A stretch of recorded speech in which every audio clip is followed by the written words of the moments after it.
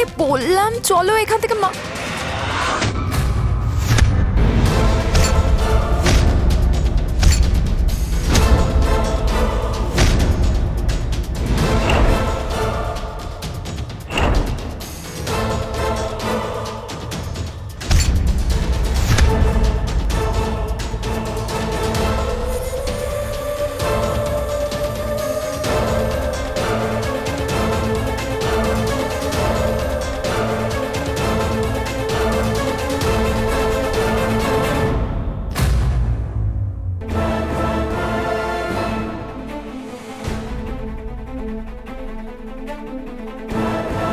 নির্লজ্জ, তোর কি একটুও লজ্জা নেই?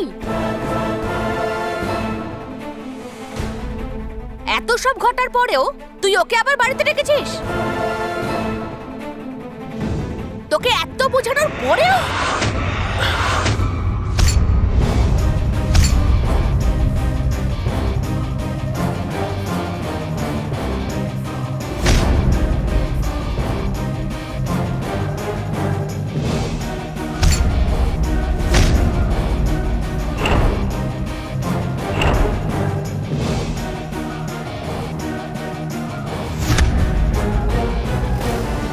ওর গায়ে হাত তুলে আপনি ভুল করছেন।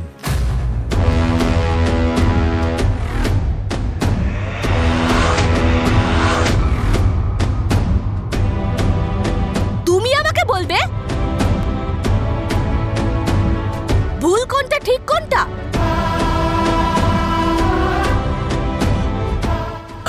সরি,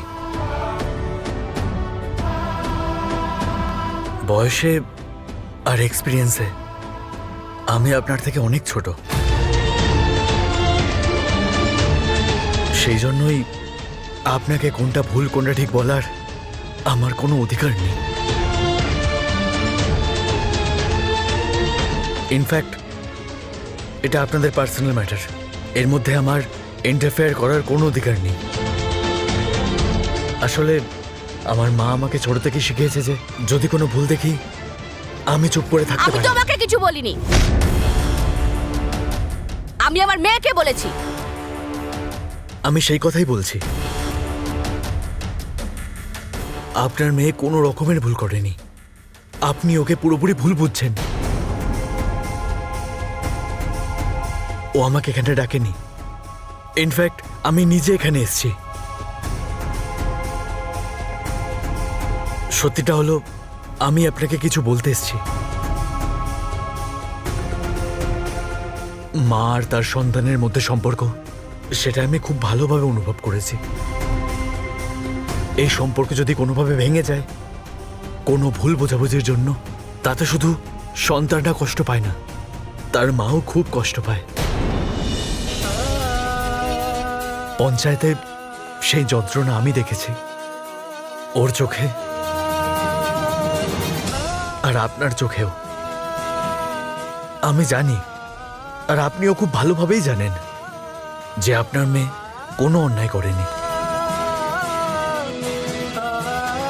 কিন্তু পৃথিবীর সামনে এটা স্বীকার করতে আপনি খুব ভয় পান।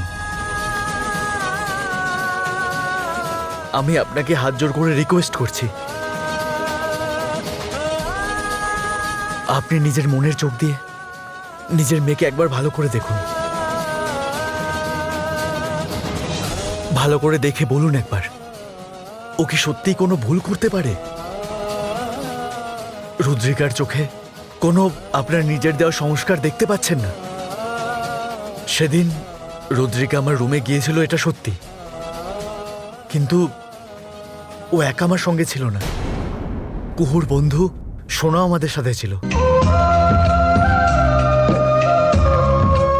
আপনার মেয়ে সেদিনও পবিত্র ছিল আর আজকেও পবিত্র আছে।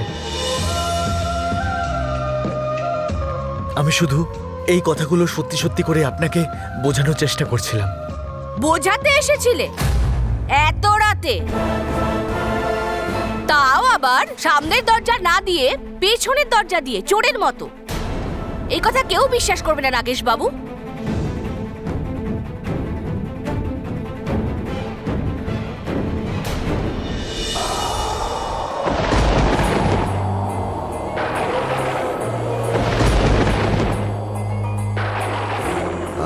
উপায়টা হচ্ছে, যদি তোর ছেলেকে তুই জীবন্ত দেখতে চাস, খুব শিগগিরই তাকে ওর বিয়ে দিয়ে দে। আর একটা কথা যেন তুই ভুলে না যাস, যে মেয়েটার সাথে তোর ছেলের বিয়ে হবে সেই মেয়ের প্রতি, সেই মেয়ের উপর প্রভু শিব শম্ভুর যেন অপার আশীর্বাদ থাকবে।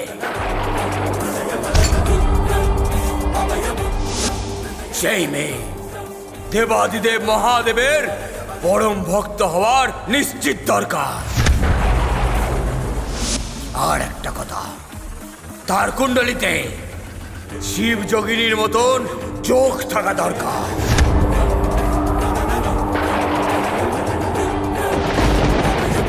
কারণ কি, যার কুণ্ডলিতে শিব যোগিনীর যোগ থাকে তার কাছে কোনো সর্প হোক বা কোনো জীব জন্তু যেই হোক না কেন, তাকে ধ্বংস করা তো দূরের কথা, তার চুলটাও কিন্তু বেঁকাতে পারবে না।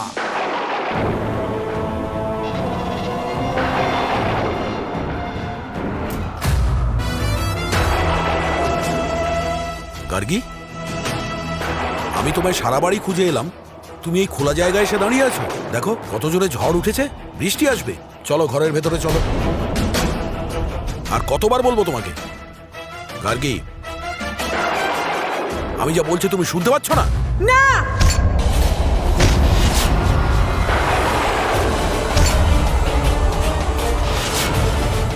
কিচ্ছু শুনতে চাইছি না আমি। আর যদি কিছু শোনা যাচ্ছে সেটা হলো বিপদের ঘন্টা, মহা বিপদের ঘন্টা। কি বলছো তুমি? ঠিক বলছি আমি, একদম ঠিক বলছি। সে বিপদ খুবই শিগগিরই আমার ছেলে নাগেশের ক্ষতি করতে আসছে।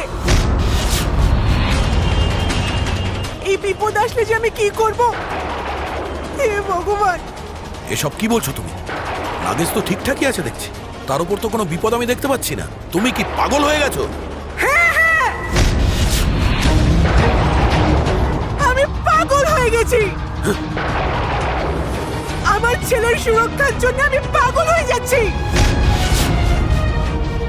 এবারে সেই নাগিনী মৃত্যুবার তোর পরিবারের উপর তাণ্ডব করবে, তাণ্ডব।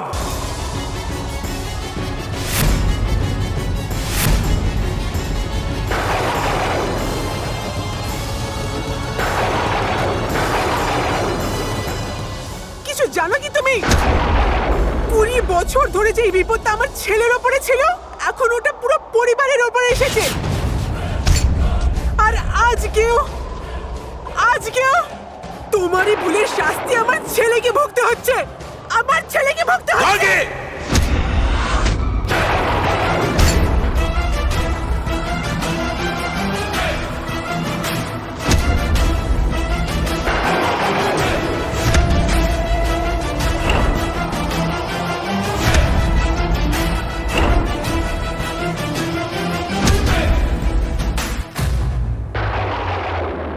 এইটাকে সংস্কার বলে না নাগেশ? এই সংস্কার শিখিয়েছে তোমাকে গার্গী সামন্তরায়? একটা বড়লোক বাড়ির ছেলে হয়ে একটা গ্রামের মেয়ের জন্য এত দরদ দেখাচ্ছ? তার জন্য এত চিন্তা যে রাতের অন্ধকারে ব্যতিব্যস্ত হয়েছে। তাকে বাঁচিয়ে তার জীবনের মূল উদ্দেশ্য পাল্টে গেছে। অদ্ভুত, কিন্তু কি করে? রুদ্রির জন্য তোমার এত চিন্তা কিসের?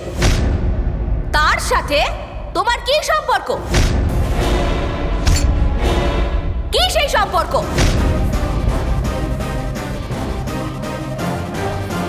ঠিক বলেছ তুমি। আমার সংস্কারের উপরে পুরো ভরসা আছে।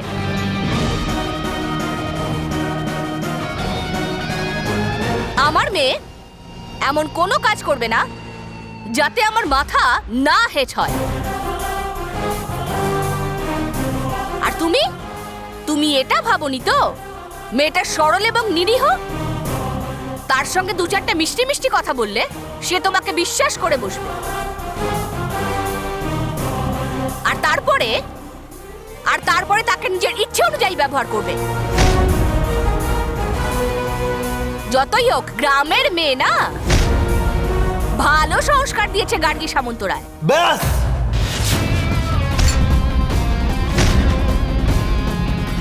আপনি অনেক কথা বলেছেন ম্যাডাম।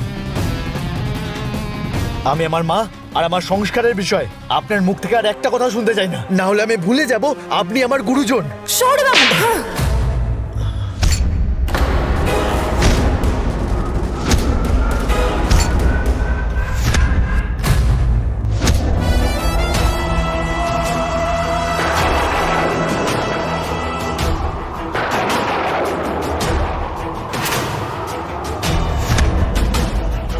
আমি তোমাকে কতবার বলেছি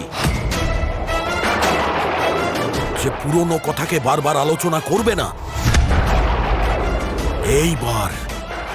এইবার আমার সমস্ত সত্যিটা সবার সামনে ধরা পড়ে যাবে, বুঝেছো? এইটা হচ্ছে লাস্ট আর ফাইনাল ওয়ার্নিং আমার, বুঝেছো?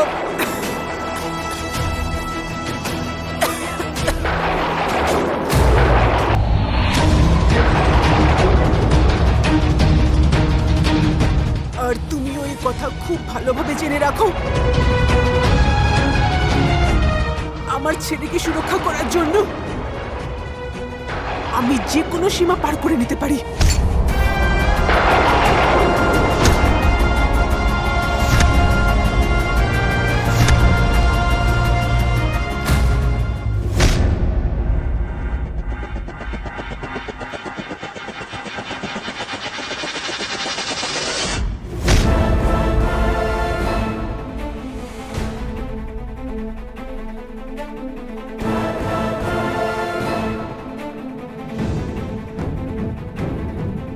তোমার মা? মা? আমার মা কি মা নয়? তার কি কোনো কিছু মূল্য নেই? আমি কতক্ষণ ধরে দেখে যাচ্ছি তুমি আমার মায়ের সাথে এরকম বাজেভাবে কথা বলছো। তোমাকে আমার মায়ের সাথে এরকম ভাবে কথা বলার অধিকার দিল কে? রুদ্রি, দাঁড়াও মা, আমি কথা বলছি। তোমাকে এখানে কে ডেকেছে? কেন এসেছো তুমি? আমার এই জীবনে তোমার কোনো সাহায্যের দরকার নেই। এটা আমার আর আমার মায়ের নিজস্ব ব্যাপার। আমার মা যদি আমায় মারতে চায় তাহলে সে আমাকে মারতেই পারে। যদি আমায় সে প্রাণেও মেরে দিতে চায় তাহলেও সে সেটা করতে পারে। শৌর্যবাবু, আমাকে যে এইভাবে দেখছো না, আমার এই জীবন, আমার এই মায়ের অবদান, আমার জীবনের উপর ওনার পুরো অধিকার রয়েছে। উনি যাই করুক, তুমি আটকাবার কে? তোমাকে এই সাহস কে দিল আমার মায়ের হাত ধরে আটকানোর? তুমি এক্ষুনি এখান থেকে বেরিয়ে যাও। বললাম না, যাও।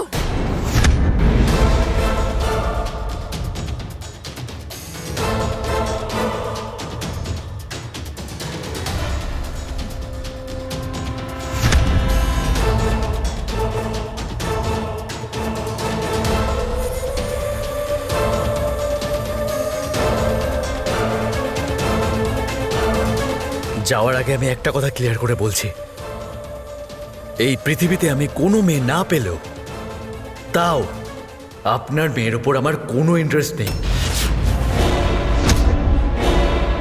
কারণ ও হলো আপনার মেয়ে।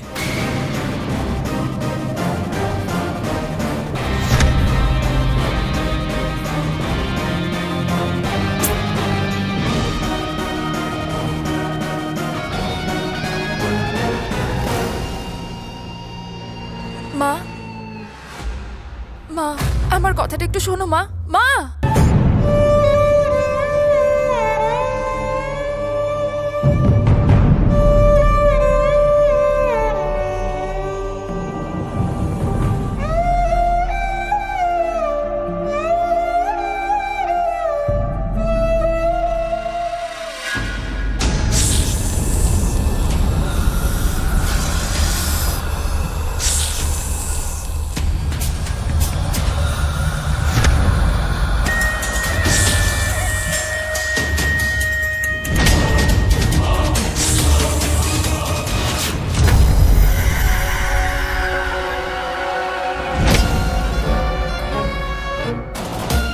সর্পদেবীকে বিশাখার প্রণাম।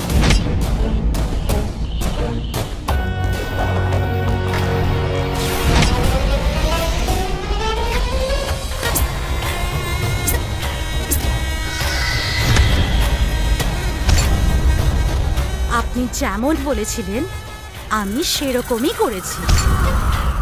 কাজরির মৃত্যু হয়েছে।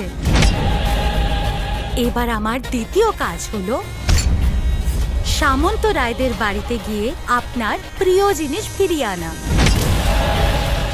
যেটা আপনার সবার থেকে বেশি মূল্যবান। বিশাখা নিজের লক্ষ্যে নিশ্চয়ই সফল হবে। আপনি আমায় আশীর্বাদ করুন।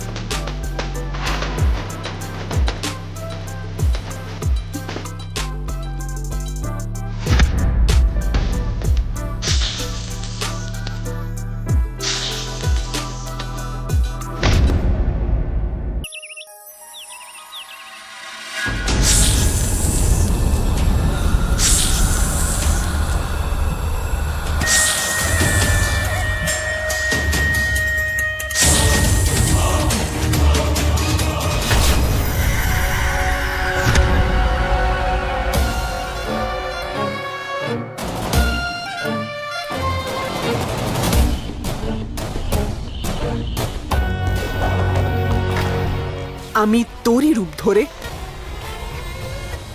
তোর বাড়ির ভেতরে ঢুকবো আর তোর পরিবারের সর্বনাশ করব। সর্বনাশ।